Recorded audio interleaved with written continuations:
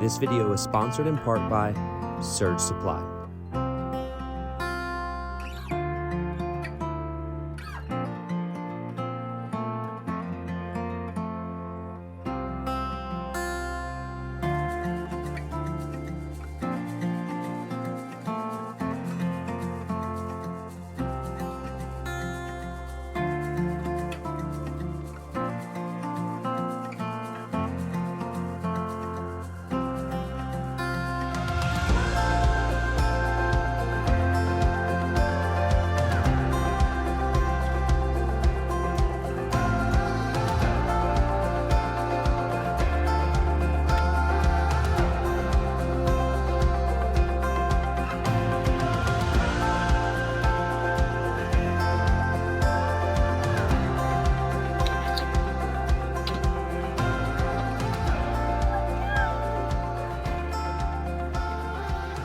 Welcome back to part 2 of Joshua Tree. Right now I'm trying to wrangle my daughter. She's playing in dirty water in a fire pit and throwing all of the wood into the fire pit. Court's cleaning up the van, and it is starting to become a beautiful day in Joshua Tree. The first couple of days we were here, I don't want to say it was cold. It was cold. It was freezing. It was windy. But the last 2 days have been absolutely perfect. The sun has been out, no wind. There's a slight breeze, but I can deal with a slight breeze. The 30-mile-an-hour wind gusts, that just makes it really hard to enjoy anything. And yesterday, we went out and we went on a super long hike to this old abandoned cabin house in the middle of nowhere. It was super cool, and we've just been hanging out here. Tonight, we are going to go take some pictures of some new friends that we met. I forget their Instagram, but I will put their Instagram right here. You can follow them. They live in a bus. We met them through social media. We'll take some pictures of their family and kind of just hang out with strangers. That's a big part of this whole experience of traveling, is just meeting new people. But also I got to hang out with this really interesting gentleman named Mark the other night while he was shooting with this crazy telescope, the Green Comet that came through Joshua Tree, or flew over the United States. Everyone was able to see it, and it was super cool. If you weren't able to see it, I'm sure you can find it on the internet, but it's a once in a 50,000 year event, and I kind of got up close and personal with it and learned a lot about astrology. That was really cool. So everything we do, it's just, you just want to meet people, right? Do you just want to meet people? But today we have to go into town. We got to get some supplies. We got to get geared up for another couple of days out here. Solar panels are pumping tons of power into the power stations. We do need water, though. That's something that kind of trying to contend with. We only carry 15 gallons of it at a time, so trying to keep our water replenished can become a little bit difficult, but we'll work it out and we'll get the details situated over time. But I appreciate you guys stopping by, watch the video, and we're going to just move throughout the day and hopefully have a good one. Excited to have you guys along. If you've never been to Joshua Tree, then this is a great place to start. It is definitely a desert oasis. It can get really, really hot in the summertime, but in the winter, this is a great place to hang out. That actually is. Any more trash that you know of? I'll put that back on your camera. That camera's inside, so just toss it in that drawer and I'll put it in there. This rubber band. Oh yeah, that rope. You don't want that? You don't want the rubber band? Hey. What do you have now? I don't know. Babe, she's eating rocks. Oh. Hey, I need the piece of wood. Will you bring it to Dad, please? Put it here. Put it right there. Great job. Will you go get those one? That one too?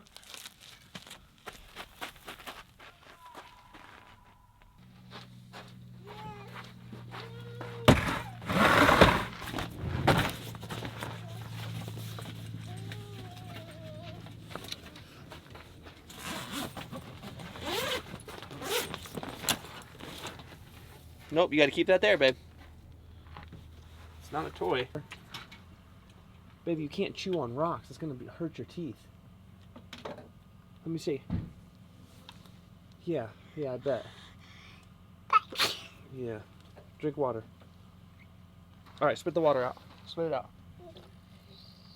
Here, drink water.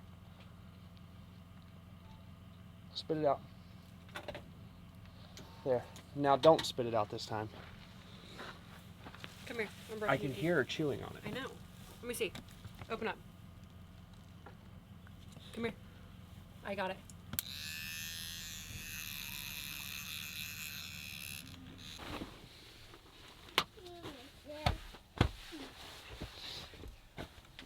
You want to fix that? Watch out, baby. That side of it? Yeah.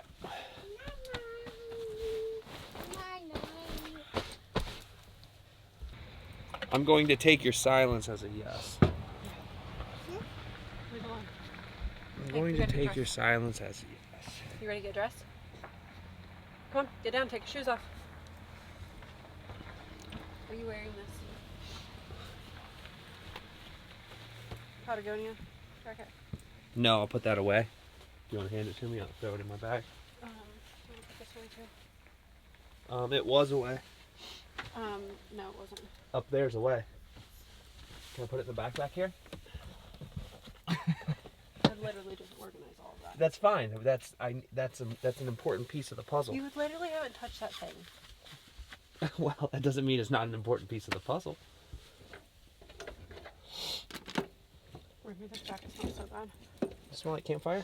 It just smells like Dirty Kid. Have you ever smelled Dirty Kid? Every day of my life.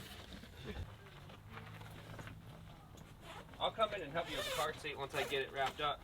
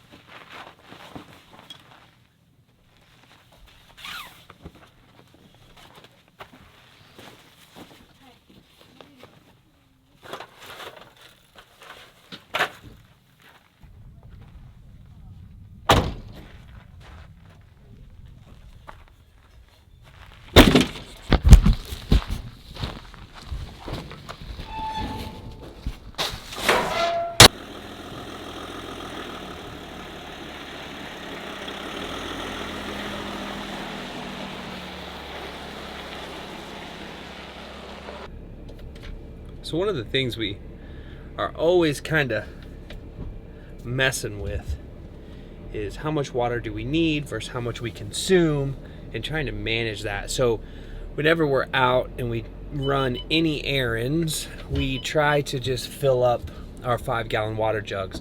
So right now we're running about 1 5-gallon jug per day. So we're going through about 5 gallons on a daily basis. We only carry 3 5-gallon jugs. We have more at home, we just haven't brought them with us because generally 3 days is enough, because we're typically around some type of civilization every 3 days. So you were able to fill up your water. Now that water is our drinking water, it's our cleaning water, it's everything we do, that, you know, everything you need water for. We don't have like a separate drinking water system or a cleaning system, so it's just all one thing. So we usually use these Primo water fillers, the water filling stations. You can find them at Walmart, you can find them at pretty much any grocery store, no matter where you're at.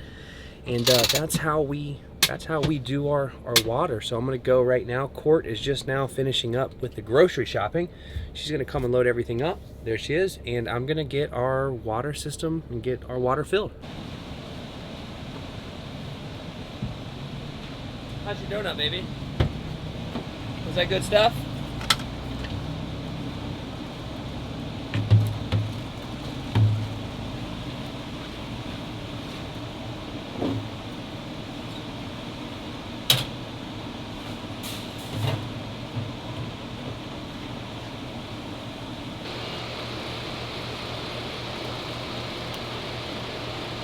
Authorizing. Please wait.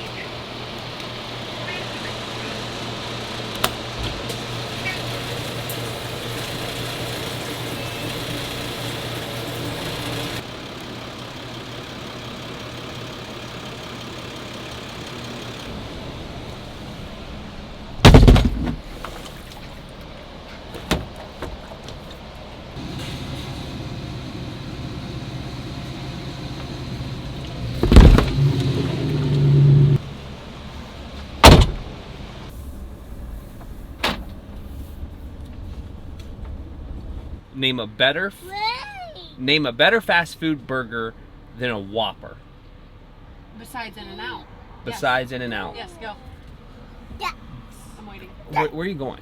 They can only go one way, baby. No, I know, but he had his turn signal on to turn left, so he confused me, and then I saw the sign. Okay. Because we're about to go. He was going left. And you were going curb jumping. I had a lane. Okay. You just curb jumped right there. So a better fast food burger than a Whopper if it's not In-N-Out. Anything. No, that doesn't count. Name it. Ready, go. Steak and Shake. Steak and Shake's fire. See? Boom. All right, so our 3-day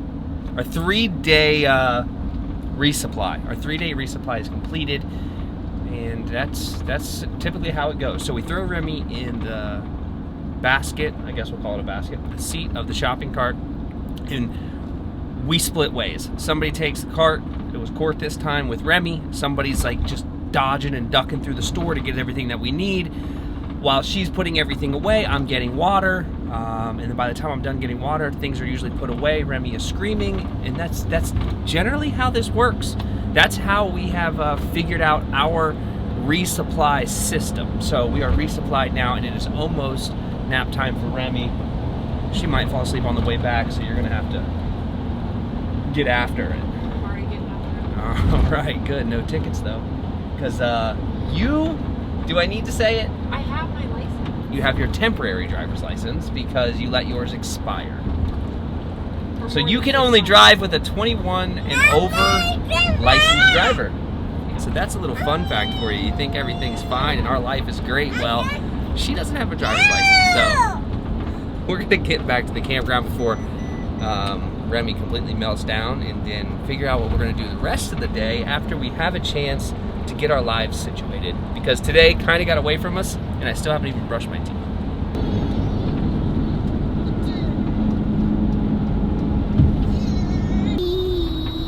Cheese! Cheese! Is that your smile face? No. Cheese! What? Dad. What? Dad, Dad, Dad. What? Dad, Dad, Dad. What? Dad, Dad. What? Dad. What? Dad. What? Dad, wait, Nana. You ready to go night-night? Nope. You are! You don't talk to me that way. You're going night-night. No. Yes, you are.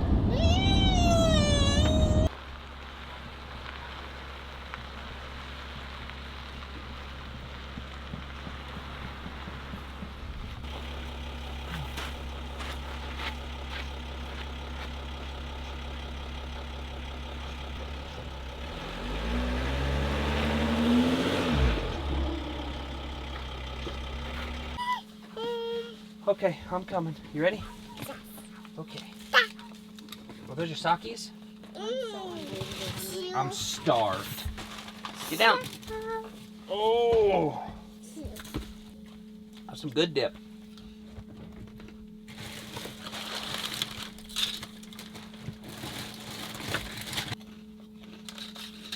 Very freaking good.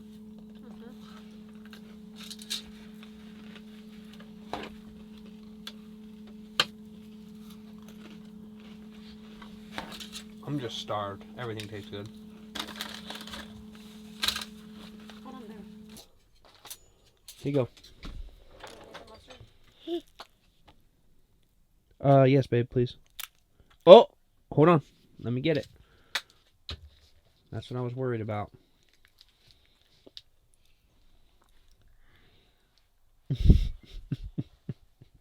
How was that? Eating his bread so far. Take a bite, a real bite. Thank you. Let me see that cracker. No, you broke it last time. So there's a fair amount of misconceptions that I think we need to clear up a little bit. And I think it pertains to like living in a van. I think a lot of people think that living in a van is, you know, this free-spirited, go wherever you want, do whatever you want type of lifestyle. But although some of that's true, there's a big portion of this that we still have to function and run our lives and do all the things that we would do if we're home while we're on the road. For example, your daughter, when she gets tired, she wants to sleep, and you have to be able to give her a nap just like we would give her a nap at home. Every morning when we wake up,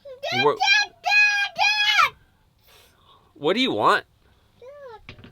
We'll give it to you. You just gotta tell us. So every morning when we wake up, we work from around 8 to 10:30. We do the things that we would do back home, and we handle all of the business-related stuff. Remy screams when we're on the phone with people, and that makes it difficult because when we're at home, we're able to like walk to the other room or go outside or do whatever we have to do. But when we're here, we're in a really small space. Your groceries, you have to like manage how many days of groceries you're gonna have, how many days of water you're gonna have. All of these things that you don't really have to think about when you're living in a house and you're at home, you have to think about while you're on the road. So I just think it's a little different. A lot of people see like people living in a van and van life, and they think that it's just, you just do whatever you want, and that's not true. You still have to handle like all of your responsibilities, and you have to do everything, but you just have to do it from a remote location.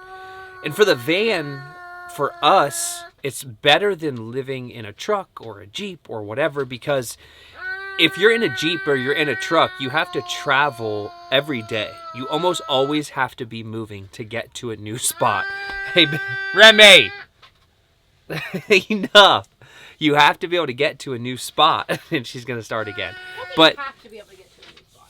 Well, but you're always going somewhere. You're never somewhere for a long period of time. No. And I think that makes everything different than being in a van. Can I get all the places I want to get to in my van versus my truck? No. But also, I get to go places and stay stationary for a while and hang out and explore one location for a long period of time, which is something we never do. So all of that ties into the fact that now it's nap time for Remy. So usually in our day, once she takes her nap, we'll either crawl up in the bed, get our computers out, start working, start doing all the things, catching up on everything.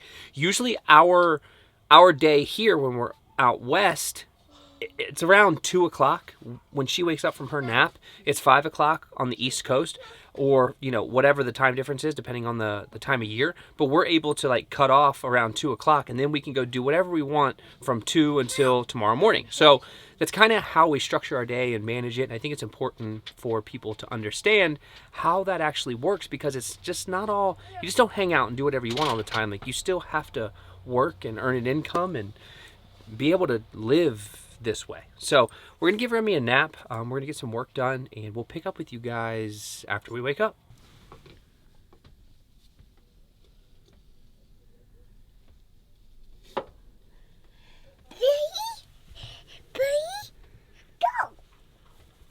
So the work and naps are done, and now I got something on the lens.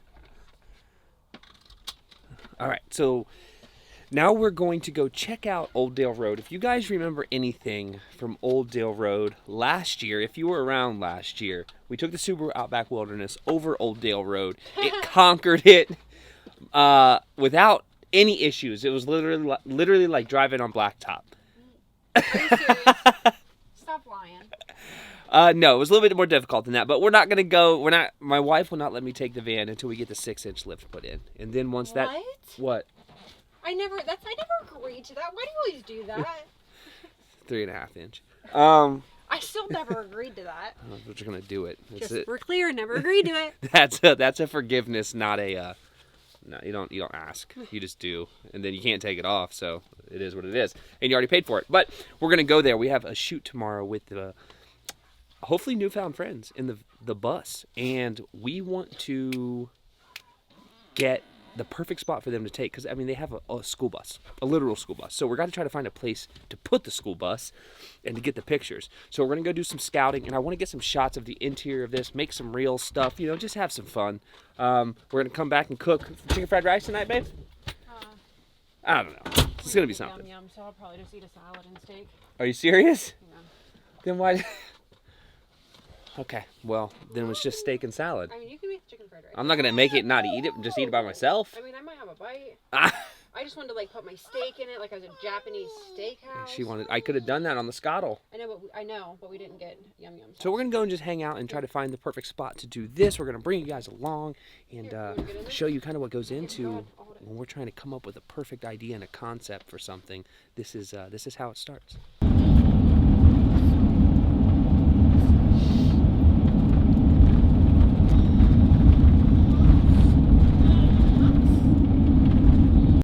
So it's a perfect scene. The sunset behind. Sorry, my hat's all messed up. I've been running around like a maniac trying to get a couple of pictures. And then the back of the van opening up to that. I don't know how well you can tell that it was a beautiful experiment. Now we got to take them back to the laboratory and hope that they come out appropriately. That's not my job. That's my wife's job. She's way better at making them, editing them and making them look good than I am. If it's a landscape picture, you can give it to me and I'll take that. But if it's not, then I won't. I was gonna set the camera up and show you some of the craziness that takes place when we do these things, but I didn't have enough time. The sun was leaving us, so it's just what it had to be. But we are going to go back and cook some dinner. I'm not sure what I'm gonna make. I know it's probably just tacos. You know, that's what happens. We always do this. We get these really high hopes and expectations, but then once Remy starts to melt, we're left with very few options. But it is cold. It's like colder than it's been at night. It's Yeah. been the warmest day. It's cold. It's gonna be warm tomorrow though. But my gosh, it's beautiful. So tomorrow's a big day though. So we'll see you guys back at camp. Just enjoy for a second.